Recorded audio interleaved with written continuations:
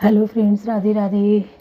श्री रामचरितमानस पाठ की बहुत सुंदर चौपाई है। अर्थ के साथ में वर्णन है, बहुत सुंदर वर्णन है कि भगवान नारद जी तो हमेशा चलते फिरते श्रापवश है। इनको भी श्राप मिला था कि एक जगह ठहर के नहीं रहोगे, चलते ही रहोगे। तो कभी वैकुंठ, कभी पाताल लोक, कभी स्वर्ग लोक, कभी धरती पे भ्रमण किया ही करते हैं। तो ऐसे ही ये जा रहे थे तो इनके जो है इनके अंदर घमंड का बीज निकल आया, अंकुरित हो गया कि इनको कोई हरा नहीं सकता है।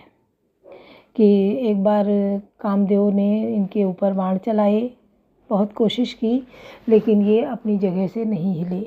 ये ब्रह्मचर्य जीवन जी रहे थे तो उसी तरीके से रहे। तब से इनके अंदर और ज़्यादा ये भाव आ गया कि अरे हमें तो कोई, हमारे अंदर जो ये भाव है इसको कोई हिला नहीं सकता है और हमें कोई भी मोहित नहीं कर सकता है, हम कहीं नहीं हिल सकते हैं। तो ये भाव ये सब जगह इधर उधर बखान कर रहे थे। शंकर जी से गए, शंकर जी से इन्होंने यही कहा। तो शंकर जी ने कहा कि तुम हमसे तो कह रहे हो, अब और किसी से मत कहना ये बात। तो उस समय तो कुछ नहीं बोले, लेकिन जब वहाँ से चले तो ये आए विष्णु भगवान के पास। यहाँ आके बोलने लगे तो यहाँ भी ये वही बात सब बोल गए कि देखो हमारे ऊपर कोई असर नहीं हुआ और हम अपनी जगह अडिग हैं, हम ब्रह्मचर्य जीवन जी रहे हैं, पालन कर रहे हैं, हमारा कोई नहीं कुछ डिगा सकता है। ऐसे कर दिया। अरे जब विष्णु भगवान के आगे कहा तो विष्णु भगवान ठहरे हंसी मजाक वाले भी और मायावी भी ठहरे। उन्होंने इनके अंदर सोच लिया कि इनको डिगाना है। ये कैसे इन्होंने कर लिया। तो तुरंत जो है एक नगर बसा दिया, बहुत सुंदर नगर बसाया। वहाँ के नर नारी सब बहुत सुंदर थे और वहाँ की राजकुमारी का जो है स्वयंवर होना था। तो और नारद जी भी उसी नगर से आके निकल रहे थे।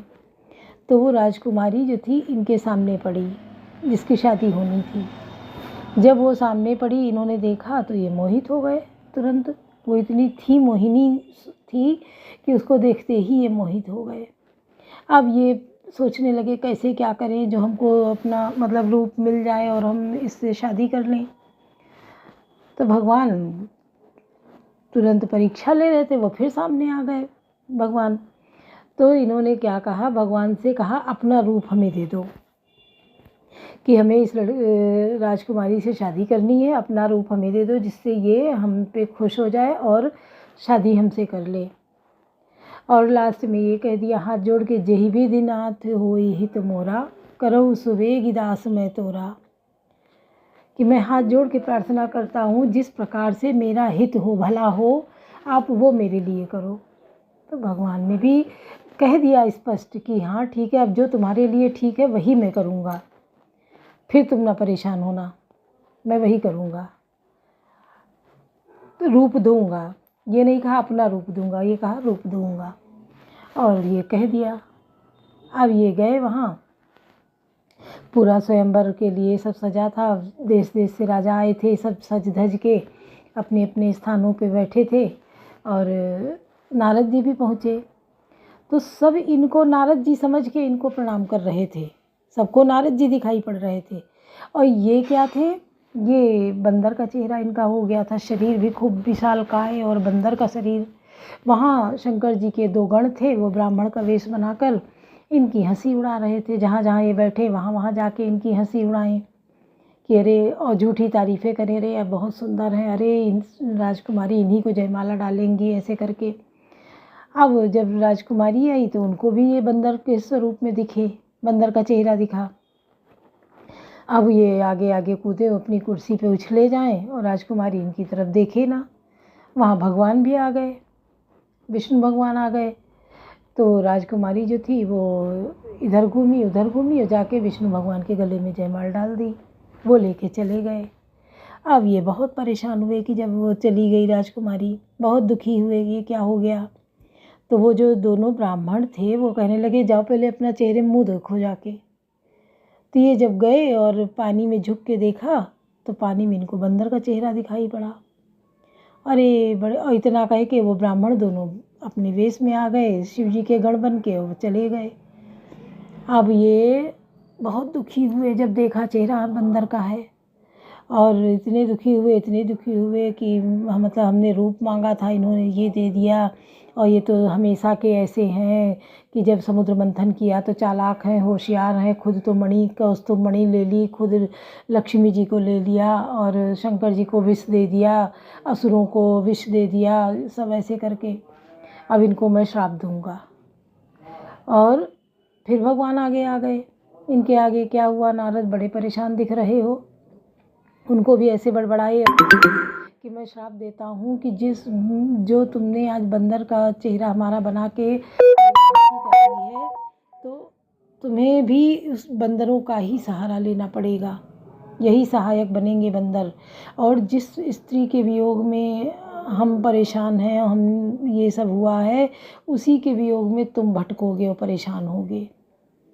तो जब भगवान दिखे इनको, तो भगवान के साथ इनको लक्ष्मी जी और वही राजकन्या दिखी नारद जी को।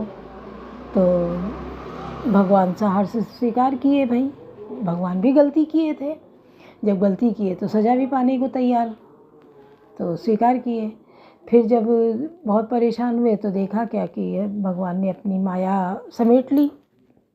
जब समेटी तो वहाँ ना लक्ष्मी जी ना वो राजकन्या, कोई नहीं रह गया। नारद जी अपने वेश में थे। जब नारद जी की आंखें खुली, हाय हमने ये क्या किया, हमने तो भगवान को श्राप दे दिया, वो चरण पकड़ के माफ़ी मांगने लगे, हमें माफ़ कर दो, हमें माफ़ कर दो। और उन जो गण थे, ब्राह्मण बने थे जो दो, उनको श्राप दिया था कि तुम दोनों राक्षस बनो जाके। तो फिर वो भी सब आए और कि मतलब राक्षस तुमने कह तो दिया है, लेकिन हमारा कैसे हम मुक्ति पाएंगे। तो उनको भी बताया कि जब भगवान मनुष्य रूप में जन्म लेंगे तो तुम्हारा मोक्ष होगा, फिर तुम धरती पे नहीं आओगे, तुम्हारा उद्धार हो जाएगा। तो इस प्रकार से भगवान जो है, भगवान भी नहीं बचे हैं श्राप से। अगर जो गलत करेगा वो सज़ा पाएगा।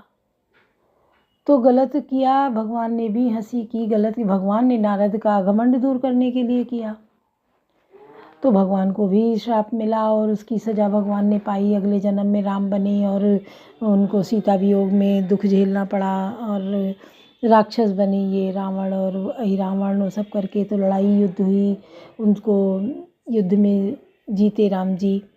तो इस प्रकार से हर किसी को अपने कर्म का दंड भुगतना ही पड़ता है। तो हमें भी गलती से गलती हो जाए तो उसकी माफ़ी भी हो जाती है, प्रायश्चित भी हो जाता है।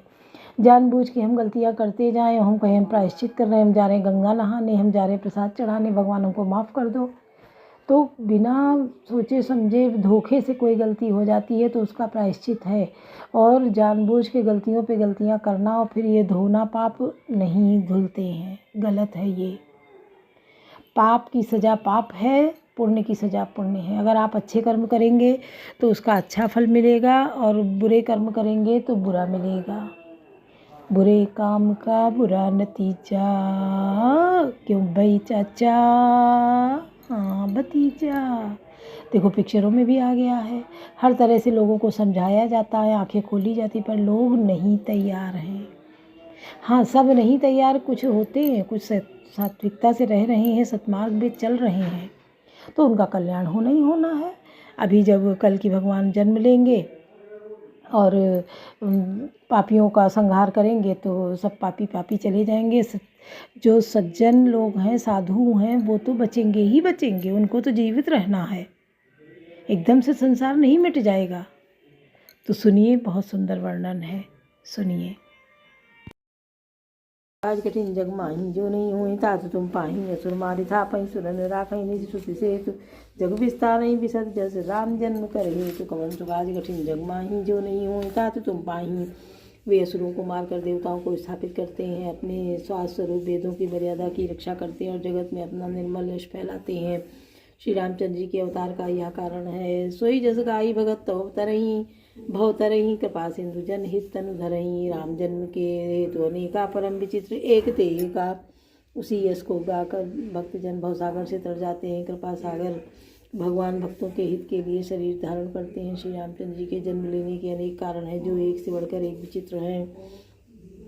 जन्म एक दुई कहूँ बखानी, सावधान सुन सुमति भवानी। द्वारपाल हरि के प्रिय दो, जय और विजय जान सब को। हे सुंदर बुद्धि वाली भवानी, मैं उनके दो एक जन्मों का विस्तार से वर्णन करता हूँ, तुम सावधान होकर सुनो। श्री हरि के जय और विजय दो प्यारे द्वारपाल हैं, जिनको सब कोई जानते हैं। विप्र श्राप ते दूनो भाई, तामस असुर दे तिन पाई। काक कसिप अरुहा टकलोचन, जगत विदित सुरपति मदमोचन।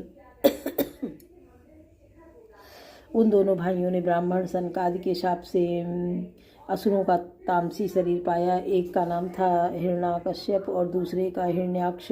ये देवराज इंद्र के गर्भ को छुड़ाने वाले सारे जगत में प्रसिद्ध हुए। विजयी समरवीर विख्याता, धरिवराह बपु एक निपाता। हुई नरहरि दूसर पुनि महाराजन, प्रहलाद सुजस विस्तारा। वे युद्ध में विजय पाने वाले विख्यात वीर थे। इनमें से एक हिरण्याक्ष को भगवान ने वाराह सुअर का शरीर धारण करके मारा। फिर दूसरे हिरण्याकश्यप का नरसिंह रूप धारण करके वध किया और अपने भक्त प्रहलाद का सुंदर यश फैलाया। कवन सुकाज कठिन जग माही, जो नहीं हुई तात तुम पाही। भय निशाचर जाई तेई, महावीर बलवान। कुंभकर्ण रावण सुभट सुर विजयी जगजान। कवन सुकाज कठिन जग माही, जो नहीं होई तात तुम पाही। वे ही दोनों जाकर देवताओं को जीतने वाले तथा बड़े योद्धा रावण और कुंभकर्ण नामक बड़े बलवान और महावीर राक्षस हुए, जिन्हें सारा जगत जानता है। मुकुट न भये हते भगवाना, तीन जन्म द्विज वचन प्रमाना। एक बार तिनके हित लागी, धरे शरीर भगत अनुरागी। भगवान के द्वारा मारे जाने पर भी वे हिरण्याक्ष और हिरण्याकश्यप इसलिए मुक्त नहीं हुए कि ब्राह्मण के वचन शाप का प्रमाण 3 जन्म के लिए था। अतः एक बार उनके कल्याण के लिए भक्त प्रेमी भगवान ने फिर अवतार लिया। कश्यप अदिति तहाँ पितुमाता, दशरथ कौशल्या विख्याता। एक कल्प ही विधि अवतारा, चरित पवित्र किए संसारा। वहाँ उस अवतार में कश्यप और अदिति उनके माता पिता हुए, जो दशरथ और कौशल्या के नाम से प्रसिद्ध थे। एक कल्प में इस प्रकार अवतार लेकर उन्होंने संसार में पवित्र लीलाएं की। एक कल्प सुर देखी दुखारे, समर जलंधर सब सन सब मारे। समुकीन संग्राम अपारा, धनुष महाबल मरई न मारा। एक कल्प में सब देवताओं को जलंधर दैत्य से युद्ध में हार जाने के कारण दुखी होकर शिव जी ने उनके साथ बड़ा घोर युद्ध किया, पर वह महाबली दैत्य मारे नहीं मरता था। परम सती असुराधिप नारी, ते बलताही न जितई पुरारी। उस दैत्यराज की स्त्री परम सती बड़ी ही पवित्रता थी। उसी के प्रताप से त्रिपुरासुर जैसे अजेय शत्रु का विनाश करने वाले शिव जी भी उस दैत्य को नहीं जीत सके। कवन सुकाज कठिन जग माही, जो नहीं होई तात तुम पाही। छल करी टार्यो तासु व्रत, प्रभु सुर कारज कीन। जब ते जाने मरम, तब श्राप कोप कर दीन। कवन सुकाज कठिन जग माही, जो नहीं होई तात तुम पाही। प्रभु ने छल से उस स्त्री का व्रत भंग कर देवताओं का काम किया। तब उस स्त्री ने यह भेद जाना। तब उसने क्रोध करके भगवान को शाप दिया। ताजु शाप हरिदीन प्रमाना, कौतुक निज कृपाल भगवाना। तहाँ जलंधर रावण भयऊ, रन हति राम परम पद उदयऊ। लीलाओं के भंडार कृपालु हरि ने उस स्त्री को शाप को प्रमाण ने दिया, स्वीकार किया। उसी जलंधर उस कल्प में रावण हुआ, जिसे श्री रामचंद्र जी ने युद्ध में मारकर परम पद दिया।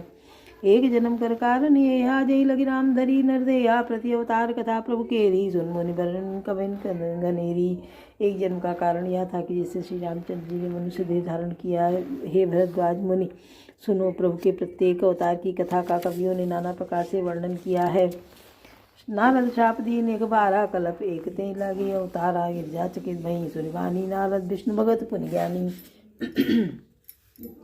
एक बार नारद जी ने शाप दिया तो एक कल्प में उनके लिए अवतार हुआ। यह बात सुनकर पार्वती जी बड़ी चकित हुई और बोली कि नारद जी तो विष्णु भक्त और ज्ञानी हैं।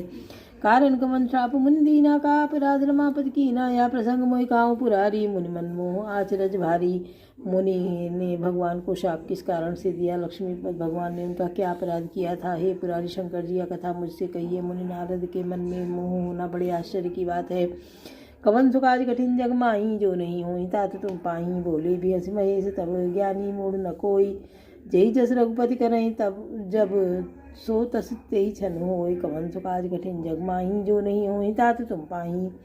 तब महादेव जी ने हंसकर कहा, ना कोई ज्ञानी है ना मूर्ख। श्री रघुनाथ जी जब जिसको जैसा करते हैं वह उसी क्षण वैसा ही हो जाता है। कहूँ राम गुण गाथ भरद्वाज सादर सुनो, भव भंजन रघुनाथ भज तुलसीदास मान मद, कवन सुकाज कठिन जग माही, जो नहीं होई तात तुम पाही। याज्ञवल्क्य जी कहते हैं, भरद्वाज मैं श्री रामचंद्र जी के गुणों की कथा कहता हूँ, तुम आदर से सुनो। तुलसीदास जी कहते हैं, मान और मद को छोड़कर आवागमन का नाश करने वाले रघुनाथ जी को भजो। बोलो सियावर रामचंद्र की जय, पवन सुत हनुमान की जय, लाडले लखन लाल की जय।